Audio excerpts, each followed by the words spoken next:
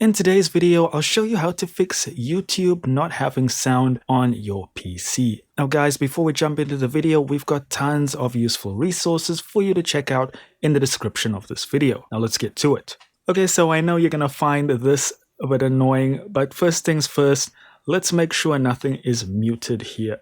So we'll first check YouTube itself, make sure it's okay. Then we're gonna check Windows on the taskbar, make sure that's okay and the sound is not muted. Then we are going to check one last thing that should make, and I should probably fix everything, and that's going to search and typing sndvol, click on that command, and in here we can make sure nothing is muted and that our sound is where we want it to be. So we can boost, for instance, Brave browser here, we can boost the sound to make it louder.